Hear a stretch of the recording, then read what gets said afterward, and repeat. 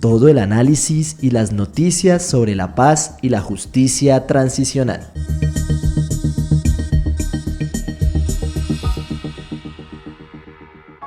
Bienvenidos a Archivo Incompleto.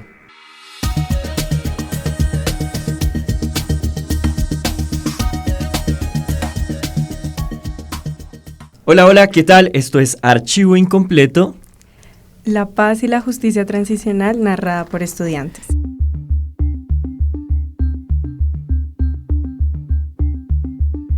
Este es un nuevo espacio que hemos creado desde la Facultad de Derecho para tener noticias de la JEP, noticias políticas, pero también tendremos Arte Sano, una sección en la que hablaremos de libros, de música y de cine hecha para pensar la paz. Daniel, ¿qué tal? Buenos días, ¿cómo estás? Buenos días. Hola, Dana, ¿qué tal? Buenos días. María José, buenos días, ¿cómo vas? Hola, profe, buenos días. Bueno, cuéntenme, Dani, ¿de qué vas a hablar hoy? Pues hoy el tema que me ocupa es el álbum de Milo J llamado La vida de armas corta, un álbum que salió hace muy poco recientemente y que fue presentado en Viña del Mar en finales de febrero de este año. Bien, y Juan, ¿qué tal? Buenos días, ¿cómo vas? Buenos días, profe, bien. Bien, ¿y de qué nos vas a hablar hoy? ¿De qué es tu sección? Mi sección es de noticias y literatura. Y pues quisiera empezar con una noticia que me pareció muy bonita, que se basa mucho en lo que es la JEP, que es como una justicia diferente a lo que ya teníamos, ¿no? Listo, ya vamos a hablar de eso. ¿Y Dana y Majo? Bueno, nosotras preparamos una sección sobre política porque estamos a puertas, prácticamente ya es mañana las elecciones a presidencia. ¿Y qué vamos a hablar entonces, Majo? Bueno, además de esto también quiero hablar un poco sobre música, sobre dos canciones que me encantan y creo que son muy importantes para todo este tema. Bien, entonces bienvenidos a Archivo Incompleto. La paz y la justicia transicional narrada por estudiantes.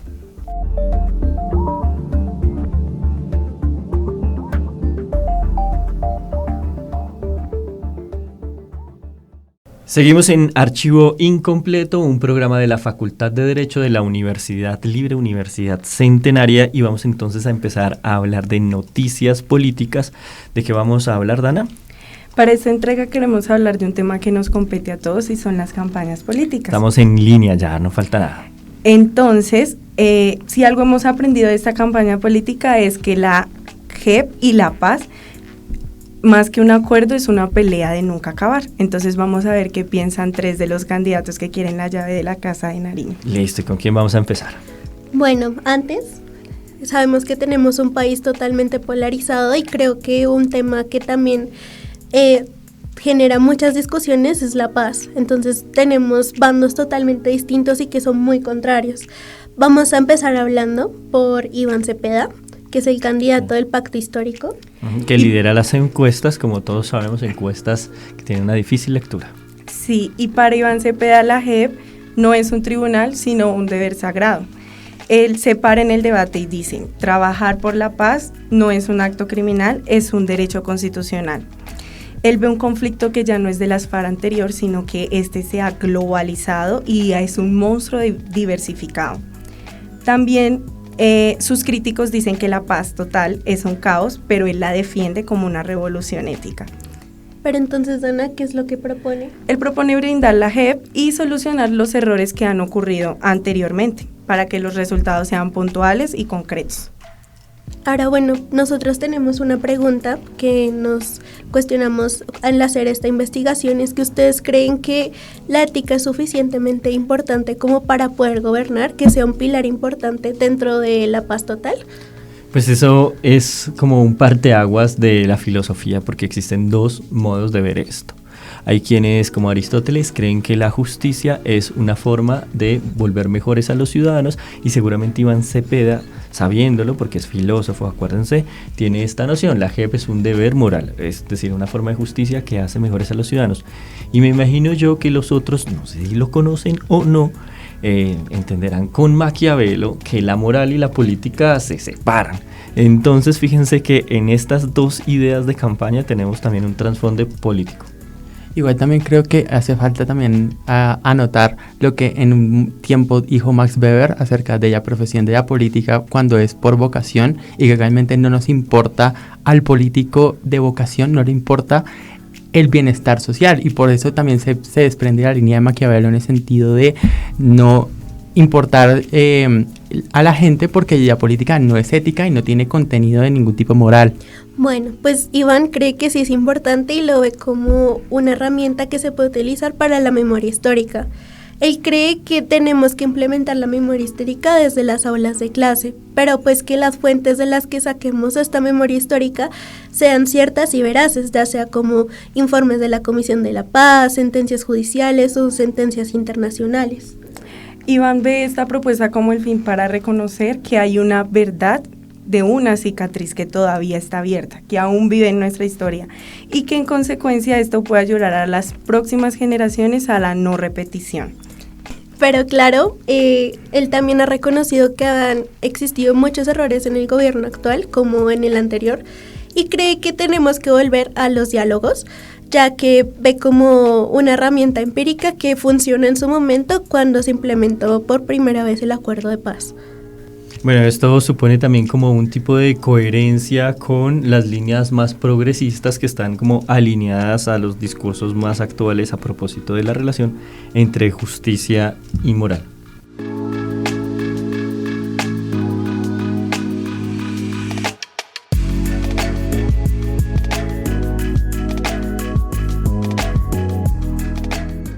Volvemos con Archivo Incompleto. La paz y la justicia transicional narrada por estudiantes. Bueno, como este es un programa que intenta pensar la paz de manera completa, es decir, noticias, política y cultura, vamos a trabajar y a contarnos, enterarnos un poquito de música, descubrir música con Daniel.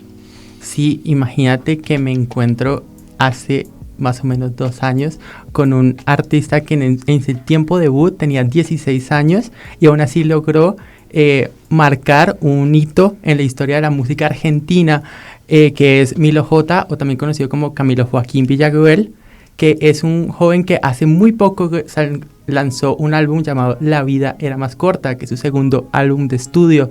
Y es un álbum que me parece súper importante, porque si bien lo que decía María José, es importante el tema de reconocerse uno en el otro, de tocar temas de memoria colectiva, y qué más importante que un joven tan prodigio y de tan corta edad aprenda lo que es memoria colectiva. No sé por qué te impresiona tanto la edad. A mí me parece que la política y la juventud están de la mano. Los Beatles tenían ¿cuántos años cuando se hicieron famosos? O sea, a mí me parece como responsable de parte de los jóvenes que se involucren con esto. Entonces vamos a volver a la sección de noticias y nos vas contando el álbum, ¿te parece? Vale. Listo. Ok, ahora vamos a dar un salto radical a la candidata del Centro Democrático, Paloma Valencia. Y para Paloma no hay conflicto armado y lo que hay es un narcoterrorismo. Su propuesta suena como una versión del Plan Colombia, que para recordarles más o menos, el Plan Colombia ocurrió en los años 90 bajo el mandato del presidente Pastrana, expresidente Pastrana, en el que se alineó con Estados Unidos y tenía el objetivo de garantizar seguridad, terminación hacia el narcotráfico y también el conflicto interno. También querían erradicar totalmente la coca y querían que hubiese más educación, más hospitales y más garantías para los desplazados. Pero la realidad fue completamente otra, ya que hubo más guerra, menos educación, menos hospitales y menos garantías para los desplazados. El ejército sí se modernizó, pero no hubo un avance real. Por otro lado, Estados Unidos se benefició y muchas de sus empresas de fabricación de armas también lo hicieron. Ahí hay una cosa muy importante para analizar y contrastar. Cuando Iván Cepeda dice esto es un deber moral, quiere decir que hay un montón de garantías morales y jurídicas para aquellos contra los cuales estamos combatiendo. Cuando decimos que no creemos que esto sea un conflicto, sino que más bien esto es un problema de narcotráfico, de terrorismo exterior, quiere decir que la forma jurídica en la que vemos al otro es distinta, sus garantías son otras, sus culpabilidades son otras, ahí se puede notar mucho el contraste. Y es muy chistoso porque la forma en la que ella da los discursos es como ella ve al otro. Y siempre sus discursos es, ¿cuál paz? Si hay 110% de personas que han aumentado el secuestro, ¿cuál paz? Si esa paz total no va y no ha tenido resultados para nada. Igual la evidente contradicción de que Paloma sea la candidata del Centro Democrático teniendo en cuenta que es mujer y pues teniendo entendido que Colombia se rige sí por un artículo que dice que Colombia es laica, pero realmente no sigue más los principios de la moral cristiana, y para que una mujer esté como candidata al Centro Democrático y no le importa nada más que el hombre heterosexual que tiene propiedad privada, pues es complicado, y creo que nota mucho la desesperación del Centro Democrático en conseguir como aval político. Sí, tienes toda la razón, y yo difiero con el tema de que esto que ella repite todo el tiempo, que es una candidata mujer para la mujer, no me siento representada por sus ideas políticas, y es una mujer, pero no es una mujer con ideas claras, porque todo el tiempo se respalda en que Uribe es mi papá, esto me lo dijo Uribe, sí, entonces... Eso parece contradictorio. Pero además, no lo sé, quizás María José nos ayude con esto porque es la feminista del grupo, pero me parece a mí que al interior del feminismo hay una idea clara que relaciona el capital. Un poco lo que quería decir Daniel, hay un asunto entre el capitalismo y la exclusión de la propiedad privada que empieza por el cuerpo. Entonces ahí parece haber como una tensión o un problema. Sí, estoy totalmente de acuerdo, pero también es cierto que otras corrientes ideológicas y políticas están dándole la espalda a la mujer, y como tal el socialismo. Hace poco me leí un libro sobre Hegel que se llama sobre una crítica hacia Hegel, que se llama Escupamos a Hegel, sí. Y habla mucho de que el socialismo le dio la espalda a la mujer porque la está viendo como un sexo inferior. Entonces creo que ver cuál es el modelo político que más ayuda a la mujer es poco contradictorio y no aporta mucho. Y chicos, nuevamente nosotros le traemos una pregunta a ustedes. ¿Acaso estamos intentando apagar un incendio moderno con una manguera vieja? Yo creo que estamos apagando un incendio o intentándolo, pero con gasolina, porque tenemos a un candidato súper de derecha, que es Abelardo Díaz Priella, es más o menos rejo para todo el mundo, y la contraposición es Cepeda, que si bien le importa un poco más este tema de justicia transicional, de reconocer a las víctimas de un conflicto armado, tampoco es que se esté haciendo muy bien, visto en el gobierno Petro actual. Pues mira, yo analizándolo me hiciste recordar mucho en las clases del profe Donato cuando él nos hablaba y nos decía que la historia siempre tiende a ser muy cíclica, ¿no? Siempre se repite. Y si tú te pones a ver, digamos, el contexto colombiano, nosotros históricamente nunca hemos tenido un periodo de paz, jamás. Y entonces es gravísimo porque es cuando uno pone la discusión de qué estamos haciendo como sociedad, ¿sabes?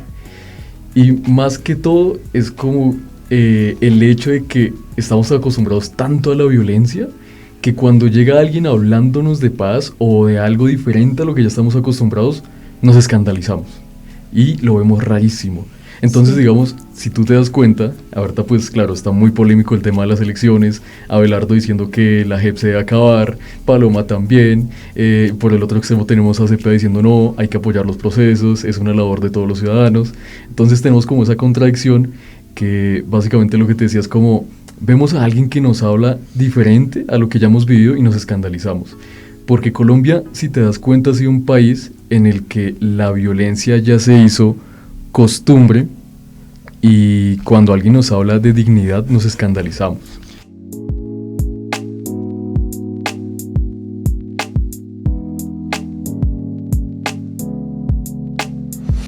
Estamos en Archivo Incompleto.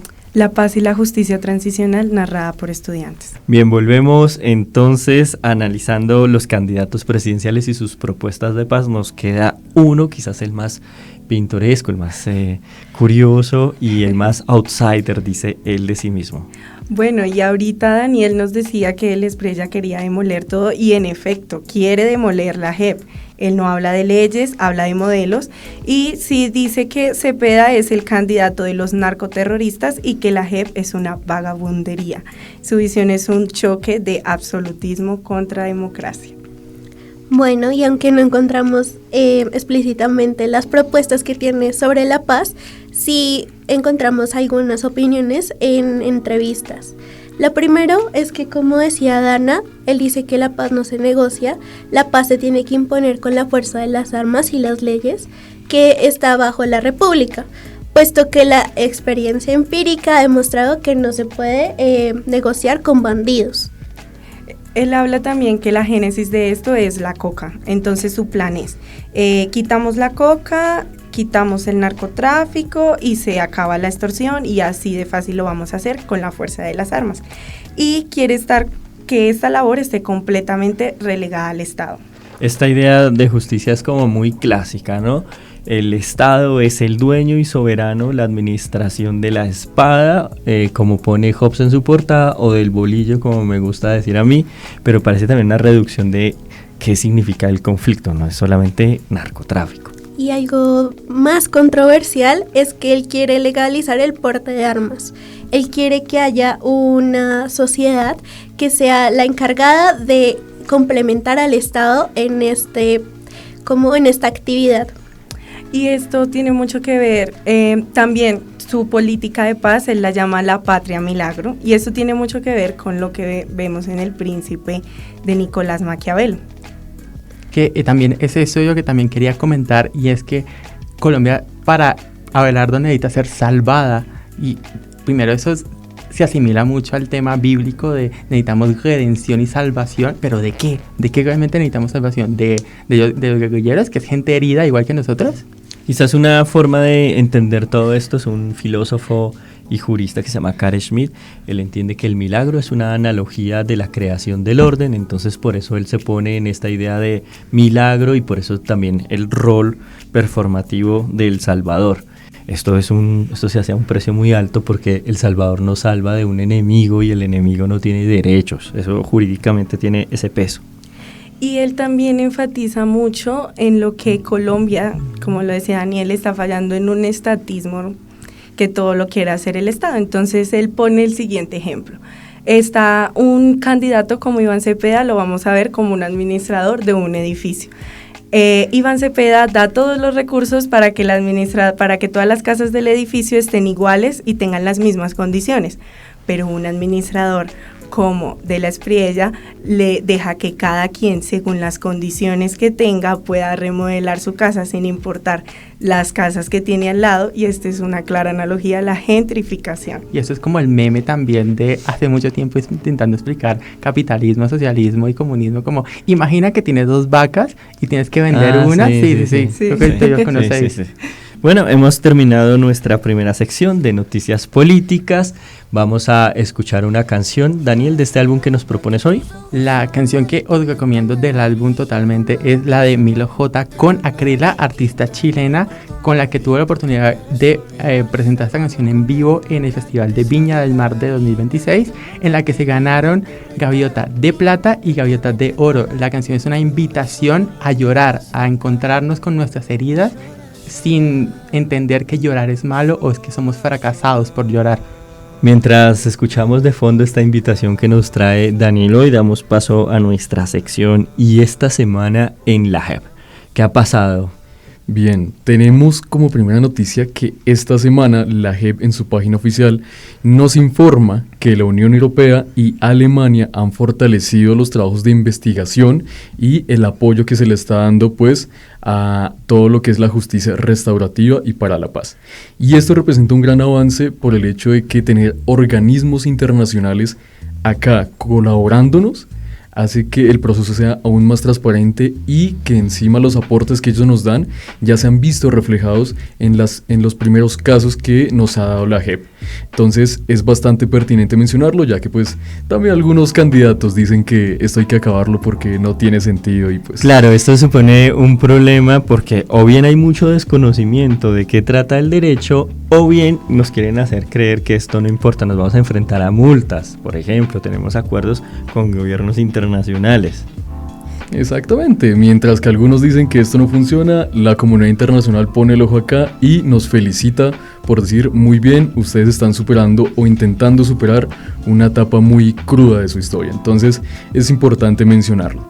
¿Y la segunda noticia, Juan? Como segunda noticia tenemos, esta me parece muy bonita de hecho, y es que después de 28 años de búsqueda, una familia en Ibagué encontró a su familiar, que era un hijo que a sus 16 años fue secuestrado por las FARC.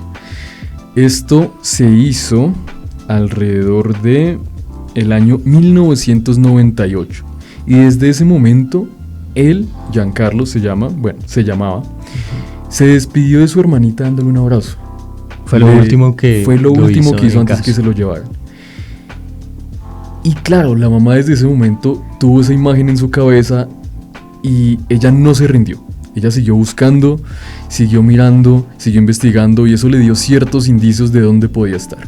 Sin embargo, nunca se dio como su paradero hasta que llegó la JEP. Y aquí es donde juega un papel muy importante porque ellos tienen como una unidad para buscar personas desaparecidas. Claro, la unidad. Uh-huh. Sí. Esta unidad básicamente fue a un cementerio de Ibagué donde estaban todos los cuerpos, bueno, no digamos todos, pero sí una gran parte de cuerpos de personas desaparecidas en el conflicto armado. Y una vez que se pudo hacer, digamos, todo el proceso para reconocer el cuerpo y demás, la madre y la familia ya pudieron tener como un descanso, un descanso pleno de que ya su hijo por lo menos lo habían encontrado. Esto que algunas personas dicen como, ¿y por qué la JEP? Lo que queremos es la cárcel. Bueno, a cada uno se pregunta, ¿y de qué hubiese servido solamente la cárcel o el castigo? ¿Por qué no pensamos también en que esta madre quizás va a poder empezar a cicatrizar el dolor de la muerte de su hijo? Acá la verdad quizás no sirve más que una persona a la cual se le violan derechos humanos en la cárcel y razón por la cual el Estado es muy condenado. Este tipo de cosas son las que creo que nosotros debemos mostrarle como defensores de la paz a quienes tienen algunas dudas. ¿Y la tercera noticia, Juan? Bien, y como tercera noticia, me parece que esta sí es muy relevante, dado que si bien es cierto, ya sabemos que la cifra de falsos positivos estaba en 6.402, hace unos días un magistrado de la JEP nos renovó la cifra. La actualizó. Y esta cifra data desde 1990 hasta el periodo de 2016. Y la cifra es mucho más alta de lo que llegamos a imaginar. ¿Son cuántas? 7.837 bajas extrajudiciales, que eso ya es bastante alarmante, mucho más. Claro, déjenme decir una cosa, cuando nosotros decimos falsos positivos, le estamos haciendo un juego de lenguaje porque no existe una forma jurídica de decir hicimos algo ilegal, y entonces este tipo de juegos de palabras sirve para esconder una verdad, y es que le dimos la espada al Estado para que nos protegiera y con esa espada nos pegó. Exactamente. Y también otro dato que nos dio precisamente el magistrado ese día en esa intervención que él tuvo es que en el periodo del 2002 al 2006 es donde más casos se concentraron en Antioquia, situándolo en 1932. Claro que es la arremetida del crecimiento paramilitar en el país. Exactamente. Bueno, hemos terminado entonces esta semana en la JEP. Vamos a volver con nuestra sección de música después de este corte musical.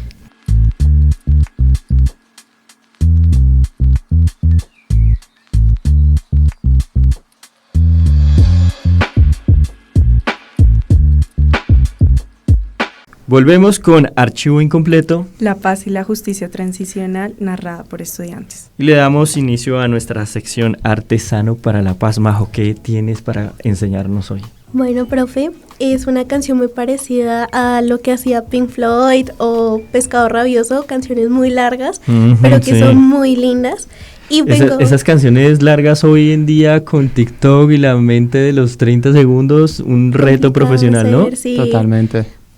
Voy a hablarles sobre El Sol, de Nicolás y los Fumadores, una banda bogotana, y quiero empezar con una frase contundente que escuché hace unos años en una presentación musical, y es esta: en estos momentos, quizás en el Líbano, tal vez en Nicaragua, en el sur de África o en Afganistán, alguien está atropellando a alguien o está apretando el gatillo y le está llenando la barriga de metralla al de al frente.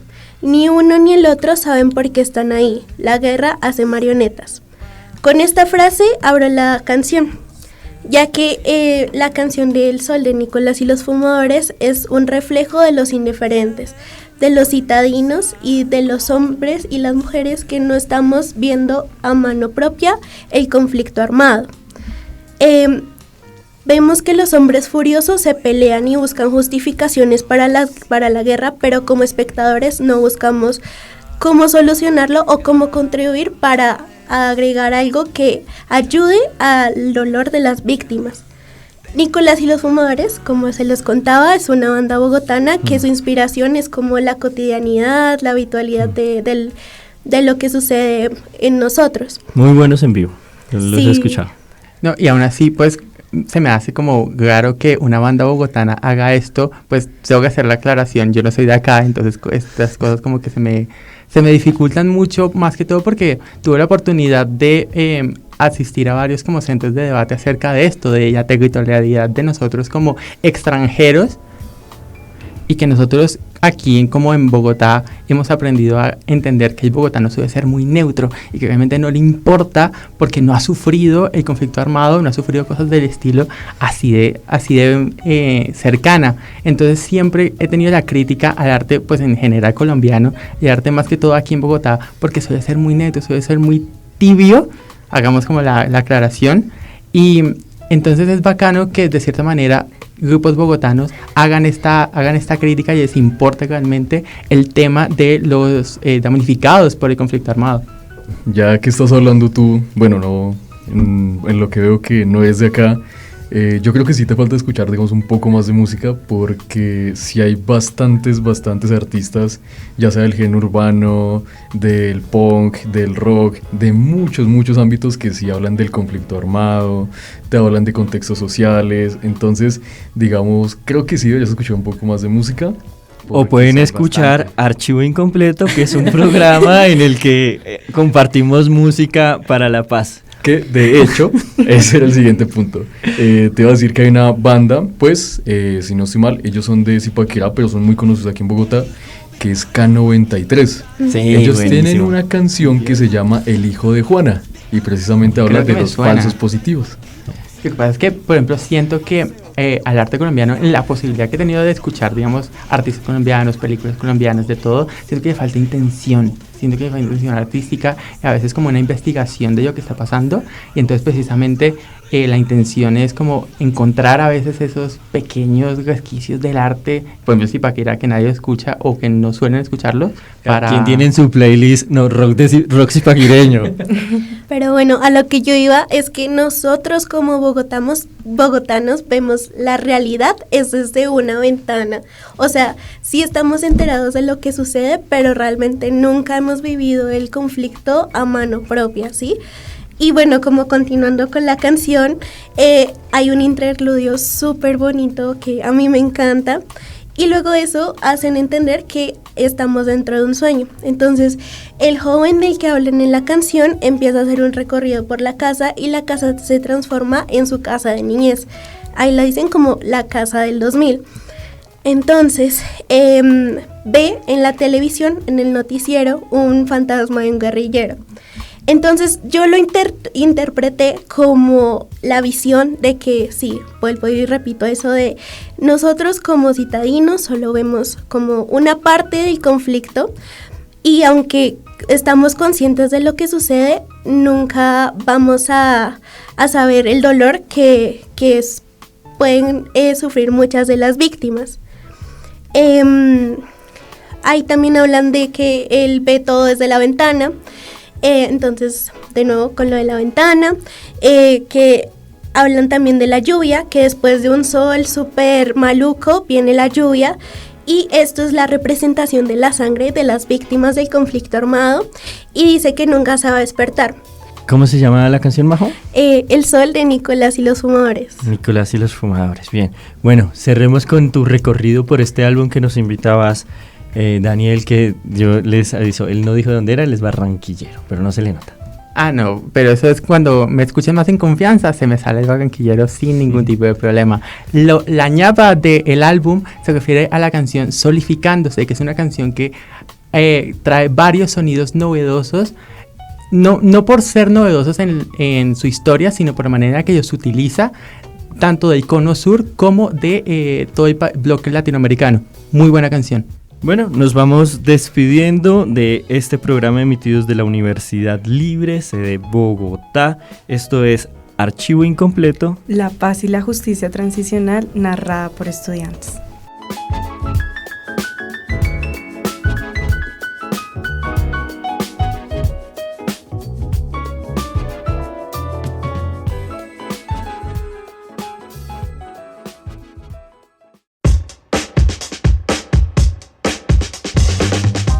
Esto fue Archivo Incompleto, donde la paz y la justicia es narrada por estudiantes.